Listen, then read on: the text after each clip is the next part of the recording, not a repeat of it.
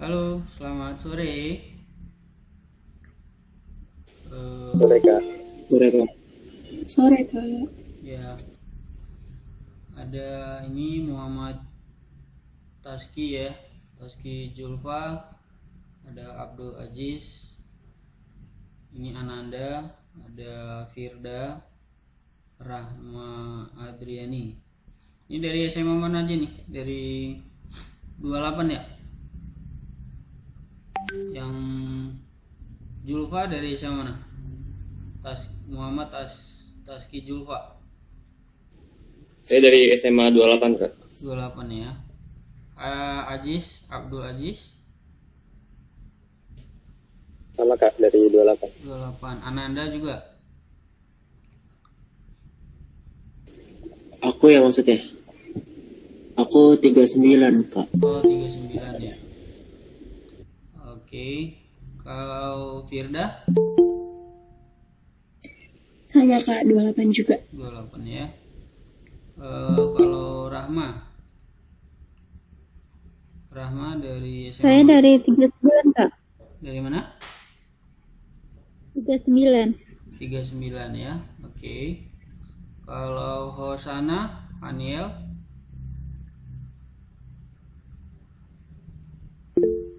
SMA 28 ya. Oke. Oke, Hosana. Kalau Sabina? Dari SMA 28 juga Kak. 28 ya. Ini dua lagi. Ini gimana lihatnya?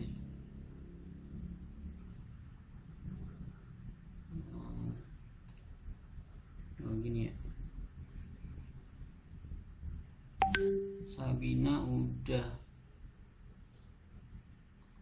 Dua lainnya Sabina, Aziz, Jaki Wiradia dari SMA mana Jaki? Iya. Dari SMA 28. 28 ya. Oke, ini berarti yang belum Kezia ya. Kezia Manuela dari SMA mana? Oh, Dari SMA 28 Kak. 28 ya. Ini siapa nih dua lainnya? Oke, ini rata-rata dari SMA 28 ya. Kalau sama 39 ya, sama 39. Nah, kalau babnya negeri, berarti sama negeri ya. Berarti sama ini, kurikulumnya itu dimulai kalau fisika ini dengan saya Kak Galen, pengajar fisika ya. Sebentar saya share ininya dulu layar.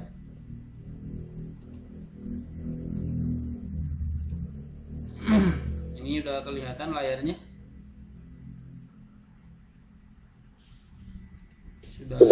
Sudah kelihatan layarnya di sana? Sudah ya?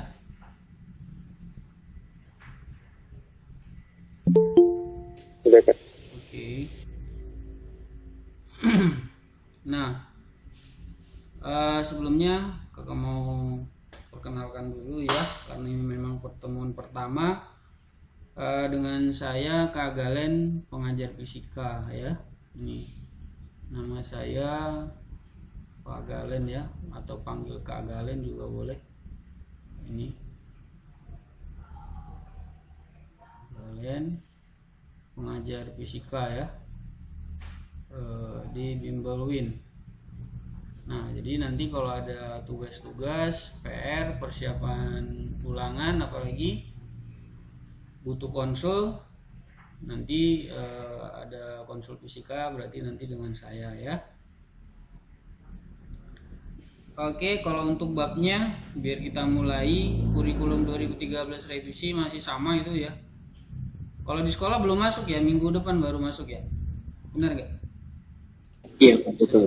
Iya, nggak apa-apa kita mulai di sini biar kita lebih duluan. Nanti di sekolah biar lebih mudah ya. Kan tujuannya bimbel itu membantu ya. Membantu materi di sekolah, membantu meningkatkan nilai gitu kan yang di sekolah. Oke. Nah, kalau babnya itu untuk bab pertama fisika sesuai dengan kurikulum 2013 revisi ini dinamika rotasi. Yang ini bab pertama. Ya, dinamika rotasi.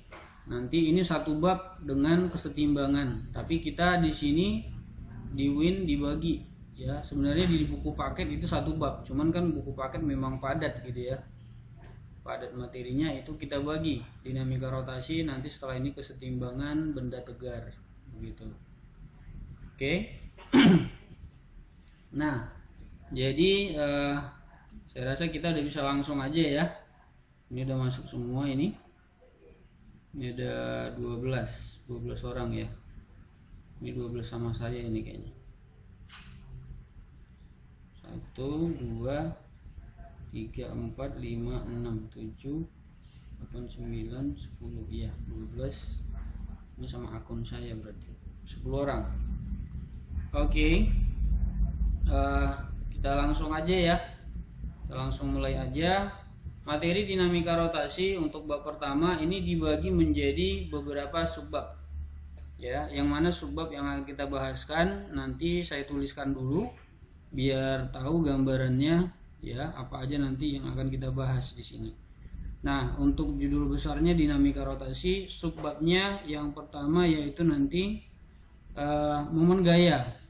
Nah, momen gaya atau nanti ini sering juga disebut dengan momen torsi, momen gaya atau torsi. Ini momen torsi ya.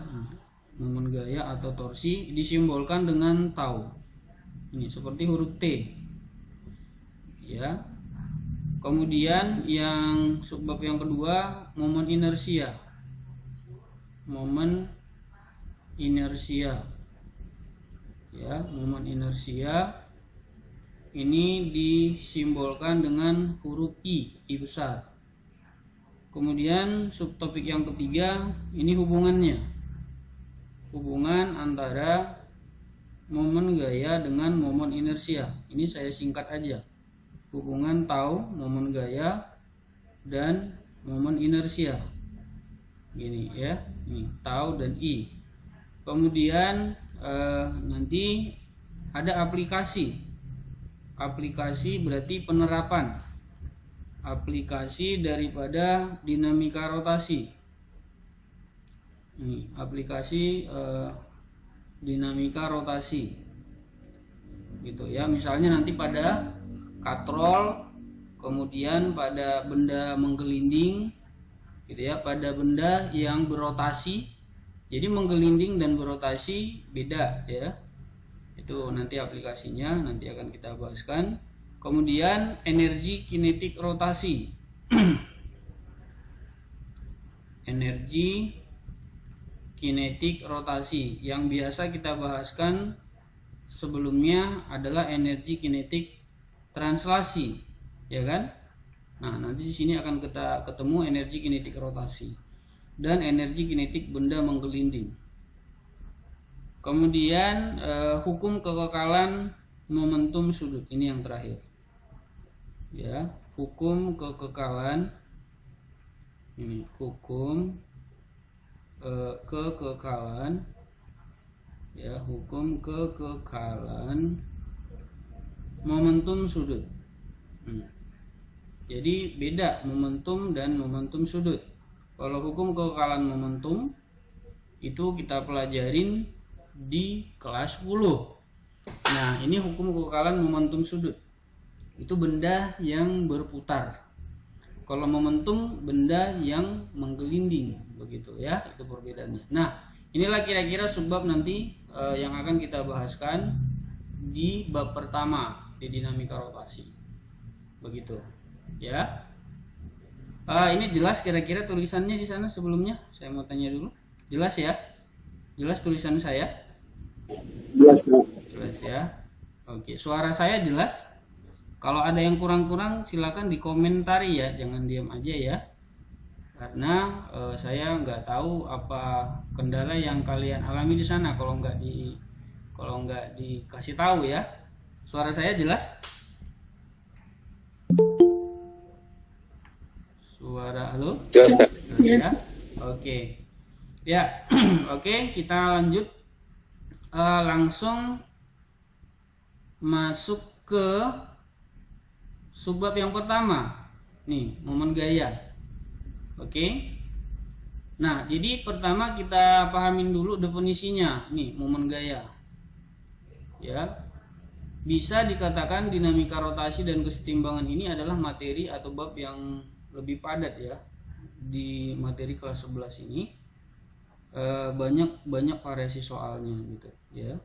Nah, kita definisikan momen gaya. Apa itu momen gaya? Ini.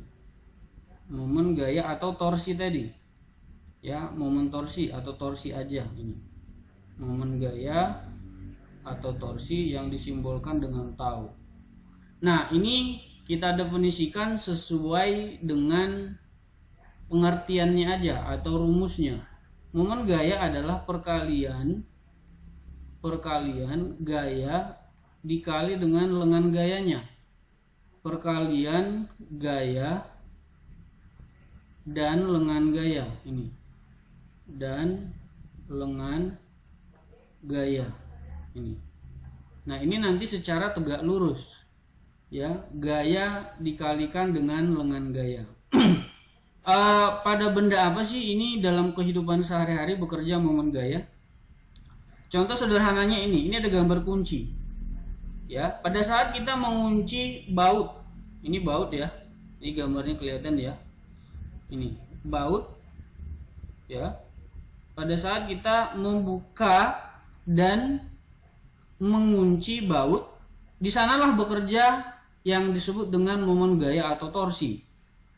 Terus apalagi penerapan daripada bekerjanya momen gaya? Membuka engsel pintu yang ada handle-nya, ya, yang ada handle-nya. Jadi kan engsel pintu ada bentuk bulat, ada yang pakai pegangan gitu ya, yang agak panjang. Umumnya itu ada juga yang hanya didorong gitu ya. Nah, jadi yang pakai handle kalau kita memutar, ya, kalau kita menekan handle-nya, nah di sana bekerja momen gaya, gitu. Nah ini kemudian pada balok-balok konstruksi, ya, pada konstruksi bangunan struktur ini rata-rata bekerja momen gaya. Jadi nanti momen gaya ini sangat dipakai perhitungannya kalau kalian masuk jurusan teknik sipil. Jadi menghitung kekuatan struktur, mulai struktur menengah, struktur besar hingga hotel, bangunan bertingkat, stadion. Nah itu sangat banyak bekerja momen gaya. Nah jadi di teknik sipil nanti ini diaplikasikannya. Oke, nah jadi kita mulai. Ini gambar kunci. Saya ambil contohnya. Ini diputar, membuka dan menutup, ini arah putarannya ada beda, ya. Saya ambil satu garis aja misalnya. Misalkan ini dia batangnya, ya. Ini sebuah batang dijepit pada ujungnya ini. Jadi ujungnya ini nanti disebut tumpuannya. Ini tumpuannya O. Sudah? Ini nanti yang jadi bautnya. Oke. Ini saya buat dulu gayanya ini tidak membentuk sudut ya. Gayanya ini saya buat yang tegak lurus dulu. Ini biar jelas. Ada sebuah gaya. Ini jadi panjang batangnya ini nanti sebagai kunci Inggrisnya. Kita bisa anggap ini panjang kunci Inggrisnya. Panjangnya L. Ada sebuah gaya atau kita angkat ini ujungnya, ini kita angkat ujungnya ke atas. Ini bisa kita anggap untuk mengunci ya. Kalau dia ke atas membuka baut ini. Jadi gayanya ke atas. Kalau di gambar ini membentuk sudut ini ya. Jadi jangan lihat gambarnya dulu. Ini sudah digabung ini. Kalau kamu lihat ini garis-garisnya ini udah penguraian. Harusnya dia hanya satu aja di sini ya. Nanti saya uraikan ini. Ini harusnya gambar sebenarnya hanya ini yang membentuk sudut. Ini garis ini sudah hasil penguraian. Oke, kita lihat ini aja dulu ya. Yang saya jelaskan ini. Ini biar saya pisah-pisah gayanya. Jadi gayanya itu ke atas dan tegak lurus nih dengan lengan. Sudah? Maka dalam hal ini arah putarannya itu nanti coba ini ditahan, ini sebagai tumpuan O, kemudian gaya ke atas, maka batang ini kan seolah-olah akan berputar kemana? Nah, ini arah putarannya, berlawanan putaran jam. Jelas ya? Ini berlawanan putaran jam, arah putarannya. Nah, ini masih satu gaya. Nanti kita buatkan gaya itu lebih dari satu, berlawanan putaran jam. Oke. Nah, kemudian gambar yang kedua, jika nanti gayanya ini gambar yang berbeda. Sekarang gayanya ke bawah. Ya. Sekarang gayanya ke bawah. Ini. Bentar. Gambar yang kedua, gayanya ke bawah. Ini titik tumpunya kita anggap sama, titik tumpu O juga ya. Ini sekarang kita tekan ke bawah. Nah, ini ibaratkan membuka kalau ke bawah mengunci. Ini kan tadi membuka kunci Inggris, ini mengunci baut ya. Ini tadi ini yang nomor gambar 1 membuka baut, ini sekarang mengunci baut gambar 2. Ini tegak lurus, kita anggap panjang batangnya tetap L sama. Arah putarannya ini ya, coba bayangkan ini di sini ditahan, hanya bisa berputar di titik tumpu. Kita tekan ujung yang kanan dengan gaya F, maka batang ini akan berputar seolah-olah searah putaran jam. Benar? Benar ya? Searah putaran jam, benar ya? Putaran jam.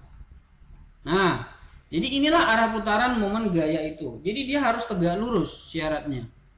Maka momen gaya ya, maka dirumuskanlah momen gaya dirumuskan dengan tau sama dengan gaya yang bekerja dikali dengan lengan gaya ke poros. Maka ini harus jelas.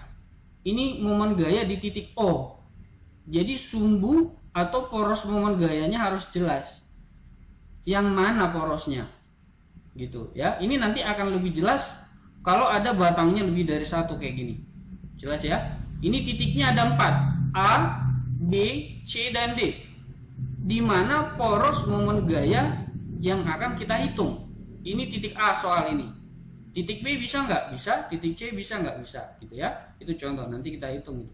Nah, jadi ini momen gaya terhadap O. Maka ini rumus dasarnya. Gaya kali dengan gaya secara tegak lurus. Dengan satuan gaya Newton kali L. L itu kan panjang batang, meter. Jadi satuan momen gaya adalah Newton meter. Gitu. Oke. Nah, terus bagaimana kalau membentuk sudut seperti kunci Inggris ini? Kita harus uraikan. Nah, ini jika membentuk sudut. Oke, gambar 3 sekarang. Gambar 3 ini, jadi ini sengaja saya pisah-pisah biar lebih jelas. Dan arahnya, ya. Nanti kita buat kesimpulannya. Ada 3 syarat mengerjakan momen gaya. Titik O masih sama, tumpuannya O, tapi gayanya membentuk sudut seperti kunci Inggris ini persis. Kita buatkan. Membentuk sudutnya itu alfanya itu terhadap bidang datar di sini, lihat. Nah, ini tetanya. Inilah soalnya ini, soal dasar yang dikunci Inggris itu. Ini F-nya. Nah, terus kalau seperti ini bagaimana cara menentukan momen gayanya? Ini kita anggap panjang kunci Inggrisnya L. Nah, berapa momen gaya di titik O? Akibat gaya F ini yang membentuk sudut theta terhadap garis horizontal. Nah, syaratnya tadi harus tegak lurus. Ini semuanya tegak lurus. maka gaya itu harus kita uraikan. Oke, ini gaya yang putih saya uraikan menjadi garis merah ini. Ya, ini diuraikan, ini penguraian gayanya yang merah. Oke, ini lihat, ini diuraikan terhadap sumbu X dan sumbu Y. Nah, maka yang berimpit dengan sudut apa? Aturan cos atau sinus? Siapa yang bisa jawab? Penguraian gaya sisi yang berimpit dengan sudut cos atau sinus. Trigonometri. Cos, Kak. Cos, bagus. F cos theta, yang ini depan sudut berarti sin demi sinus. F sin theta. Jadi ini theta ini nanti tergantung ya, di soal ini saya buatkan kan terhadap horizontal. Bagaimana kalau tetanya di sini? Nah, jadi intinya itu kita memakai yang tegak lurus. Yang tegak lurus itu yang mana? Yang F sin. Ya, ini. Jadi nanti ini syaratnya ini adalah perkalian gaya dengan lengan gaya secara tegak lurus. Nanti kita buatkan kesimpulannya setelah ini. Maka nilai momen gaya di titik O itu sama dengan gaya yang tegak lurus tadi adalah F. Sebentar. Ini saya simpan dulu. Ini harus disimpan, kalau nggak hilang gambarnya. Bentar ya. Di save dulu. Oke. Nah, sudah, kita lanjut. Maka gaya yang kita gunakan yang tegak lurus. Yang tegak lurus itu yang mana? F sin theta dikali lengan gayanya L. Nah, ini dia. Terus yang F cos itu seperti apa? Ini sejajar. Jadi dia tidak memenuhi syarat. Kalau sejajar berarti 0. Jadi di sini F cos theta tidak memberikan nilai momen gaya. Gitu ya. Jadi momen gaya yang F cos theta itu 0. Ini. Jadi momen gayanya ini 0. Ini kelihatan nggak kursornya? Kelihatan ya? Nah, F cos theta ini tidak memberikan nilai momen gaya. Yang memberikan nilai momen gaya adalah gaya yang tegak lurus ini kali lengan gayanya. Saya. Oke. Nah, sekarang kita buatkan jika lebih dari satu gaya, ya, biar kita masuk syarat 3 syarat momen gaya. Oke.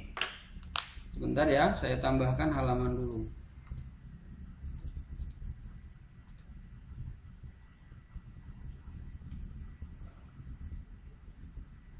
Nah, jika gayanya lebih dari 1, maka harus diresultankan. Ini 3 syarat momen gaya, ya. 3 syarat momen gaya atau torsi momen gaya. Oke. Nah, yang pertama adalah dia harus tegak lurus. Gaya itu harus tegak lurus. Ini tegak lurus bacanya. Dengan lengan gaya baru bisa dikalikan, atau gaya yang tegak lurus lah yang memiliki nilai momen gaya.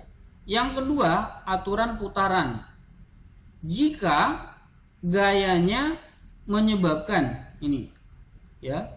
Jika gaya menyebabkan batang itu berputar searah putaran jam ini atau gini.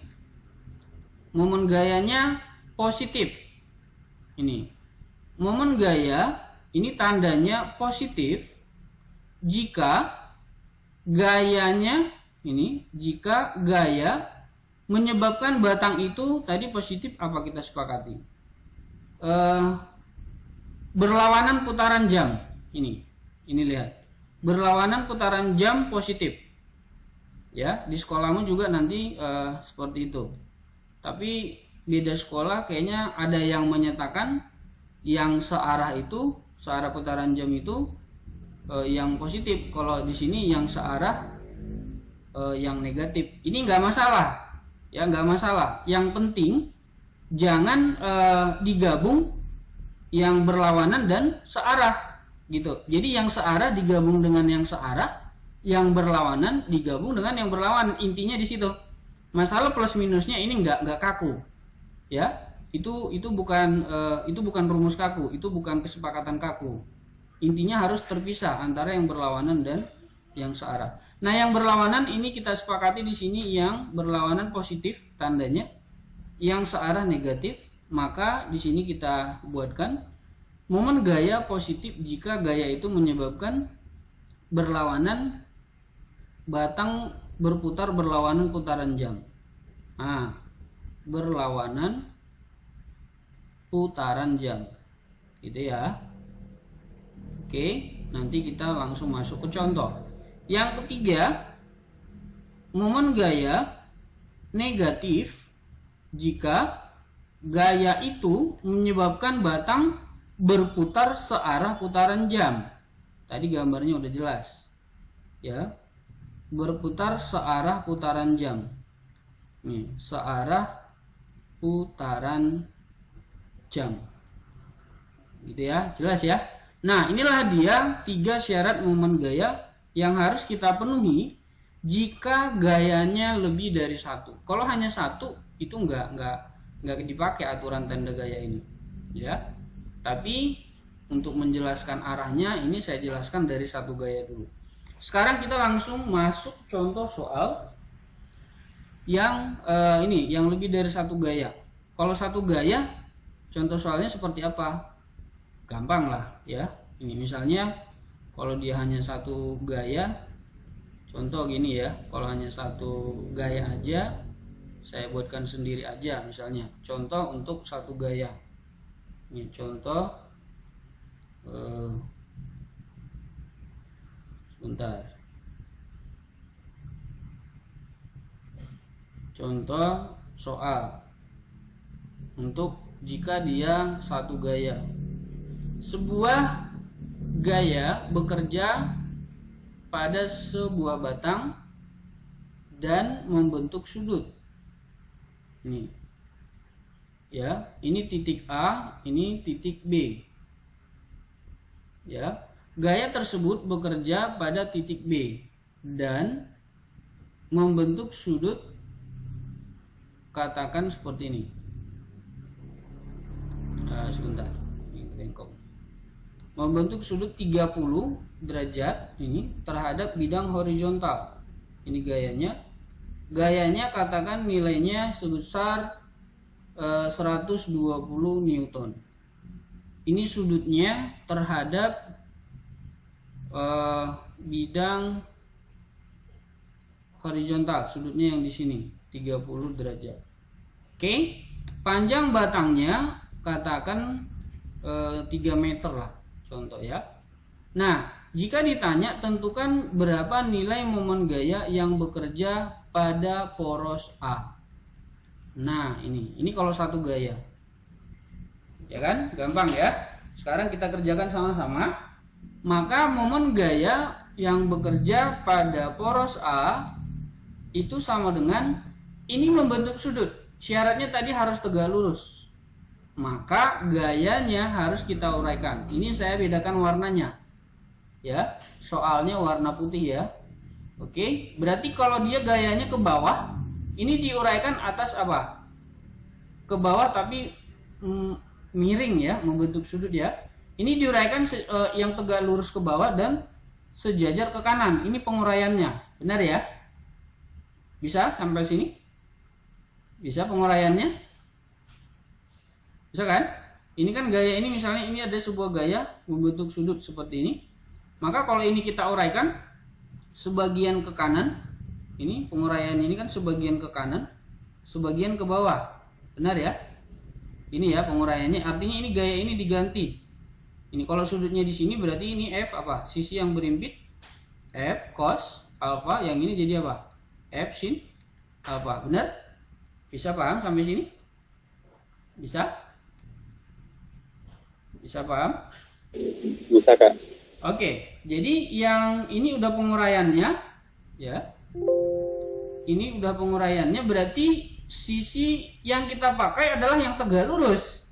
Berarti yang F sin 30 yang mendatar itu F cos 30. Maka yang kita gunakan yang tegak lurus yaitu yang F sin. Jelas ya? Maka momen gaya di titik A adalah F gaya, ini gayanya karena membentuk yang tegak lurus, kali lengan gaya L.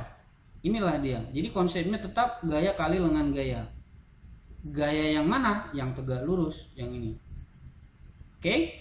Nah, F-nya tadi 120, sinus 30 itu setengah. Panjang batang tadi kita anggap 3 meter. Kita buat 3 meter. Ini diselesaikan 2 dengan 12. 1 ini 6 ya. 60 kali 3 180 Newton meter lah momen gaya yang bekerja di titik A. Nah, itu dia. Contoh soal kalau satu gaya. Gampang kalau satu gaya. Kalau di titik B berapa momen gayanya? 0. Karena gaya itu bekerja di titik B. Paham ya? Nih, kalau momen gaya itu ada kalau dia di titik A atau mungkin di tengah di sini. Kalau misalnya ini kita buat titik C, contoh, bekerja di sana. Kalau dia pas di titik itu artinya gaya jaraknya kan nggak ada. Jarak yang tegak lurusnya nggak ada. Maka kalau momen gaya ditanya momen gaya di titik B berarti 0. Oke? Ini perkaliannya udah pas ya. 120, 60 kali 3. Ya, pas. Bisa paham kira-kira kalau untuk satu gaya? Bisa ya? Biar kita lanjutkan untuk gayanya lebih dari satu. Ada yang mau ditanyakan sampai di sini? Ada kira-kira? Ada? Kira-kira jelas nggak yang saya jelaskan? Kira-kira bisa paham? Jelas, Pak. Jelas ya? Oke. Ya, kita lanjut. Nah, ini kalau lebih dari satu. Udah lihat gambarnya ya? Nih. Lebih dari satu, tapi di sini ini belum ada yang membentuk sudut. Nanti saya ambil yang contoh yang kedua ada sudutnya. Oke, kita masuk yang nggak ada sudutnya dulu lah. Ya. Kalau ada sudutnya kan tinggal menguraikan aja tadi ya. Nah, di sini akan kita pakai syarat tadi, 3 syarat tadi, arah putaran. Ya, syarat pertama harus tegak lurus. Ini sudah kebetulan tegak lurus. Berarti hanya putaran aja. Ya. Perhatikan gambar berikut ini. Gambarnya jelas ya. A, titik A, B, C, D. Ini pada batang. Gayanya ada F1 10 Newton, F2 10 Newton ini, F1 ini bekerja antara titik A dan B. F2 seperti gambar bisa dilihat ya. F2 di titik B 20 Newton. Jaraknya ini jelas ya. A ke B 20 tambah 20 40 ini. Kemudian B ke D 40 juga. Oh, F3 5 Newton. Jadi ada 3 gayanya ternyata. F1, F2, F3. Jika massa batang diabaikan. Nah, ini harus jelas. Memang kalau massa batang ada bagaimana? Nambah lagi gaya berat batang. Nah, di sini berarti kalau massa batang diabaikan berarti tidak ada gaya berat batang. Untuk menambahkan momen gaya. Pertanyaannya adalah besar momen gaya terhadap titik A. Ini harus jelas. Poros daripada momen gaya yang ditanyakan. Jadi yang ditanya adalah ini berarti resultan jadinya, sigma. Sigma resultan momen gaya terhadap titik A. Tadi kan karena hanya satu gaya, jadi dia hanya tidak dijumlahkan gaya-gayanya. Begini. Gitu ya. Sudah? Nah, maka resultan momen gaya terhadap titik A, kita lihat gambarnya. Oke? Perhatikan arah putarannya. Ya, saya mau langsung saya buat contohnya dulu. Ya, arah putarannya. Bayangkan porosnya di A. Jadi poros ini hanya bisa berputar. Bayangkan ya. Jadi ibarat seperti engsel. Ini. Jadi seperti baut tadi, nggak bisa gerak tapi bisa muter. Oke? Ini saya tekan batang ini ke bawah. Ini F1. Efek dari F1. Berarti batang ini akan berputar seolah-olah. Jadi ngelihatnya satu-satu ya. Gaya yang lain abaikan dulu. F1 ini saya tekan karena arah gayanya ke bawah, maka dia akan mengakibatkan batang seolah-olah berputar searah putaran jam. Benar ya? Benar ya? Paham sampai situ ya? Searah putaran jam ditahan di sini, gayanya ke bawah, maka batang ini akan seolah-olah berputar ke bawah atau searah putaran jam. Searah putaran jam tadi adalah negatif. Langsung saya buatkan negatif. Oke. Sekarang kita pindah yang kedua, F2. Gayanya ke atas, porosnya di A. Maka arah putarannya ini siapa bisa jawab? Searah putaran jam atau berlawanan putaran jam? Akibat gaya F2, porosnya di A. Siapa bisa jawab? Maka batang ini seolah-olah Berlawanan nih Pak. Hah? Berlawanan. Bagus. Berlawanan. Tadi berlawanan kita sepakati tandanya adalah positif. Berlawanan putaran jam. Benar ya? Berlawanan putaran jam positif searah negatif. Betul. Oke. Akibat F3. Ini akibat F3. Siapa bisa jawab? Ini searah putar sama ya. Ini udah jelas ya. Ini maka batang ini akan berputar seolah-olah searah putaran jam dan tandanya negatif. Gitu. Oke. Nah, berarti sekarang kita resultankan. Ya. Kita resultankan.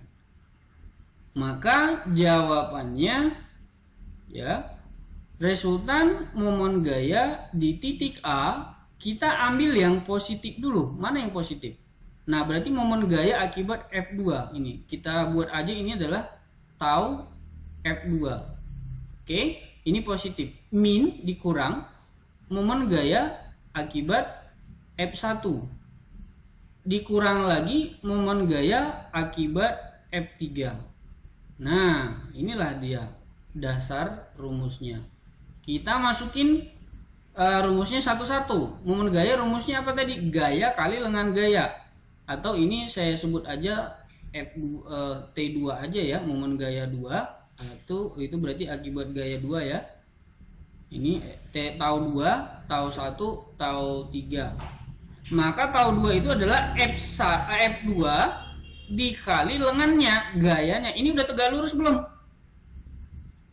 Udah, ini udah tegak lurus. Jadi syarat pertama harus dipenuhi dulu ini. Syarat pertama gaya-gaya itu harus tegak lurus dengan lengannya ke poros. Jelas ya? Ini gayanya tegak lurus ke poros. Inilah lengannya. Jelas gambarnya? Ini gayanya tegak lurus, ini lengannya ke poros. Ini gayanya, ini lengannya.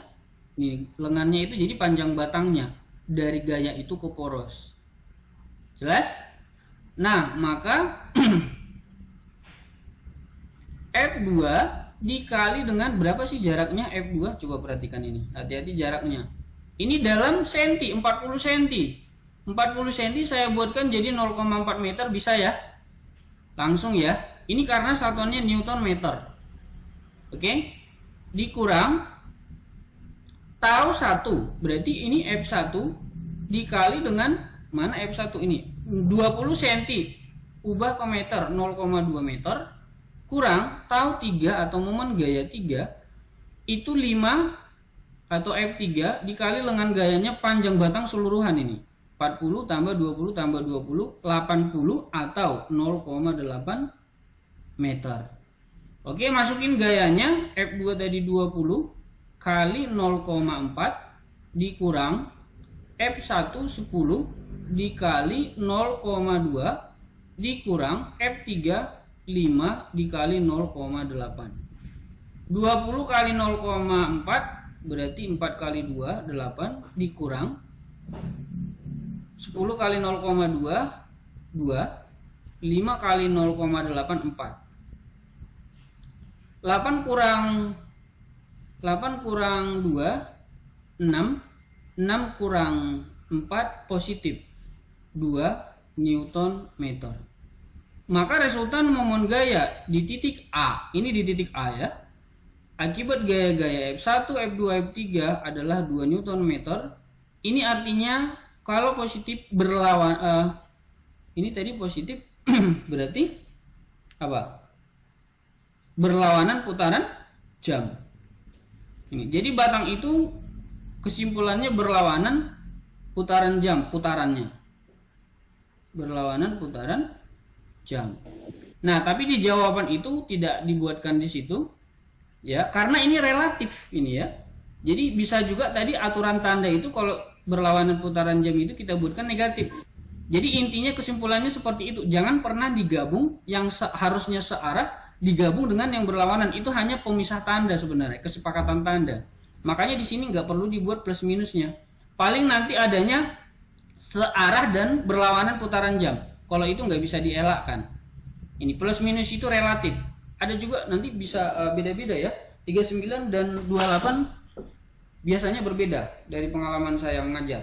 Ada yang 28 sepertinya nanti kamu bisa bisa lihat nanti kalau yang searah putaran jam itu dibuatkan negatif seperti yang saya buat. 39 yang searah putaran jam jadi positif, itu nggak masalah. Paham nggak kira-kira yang saya maksud?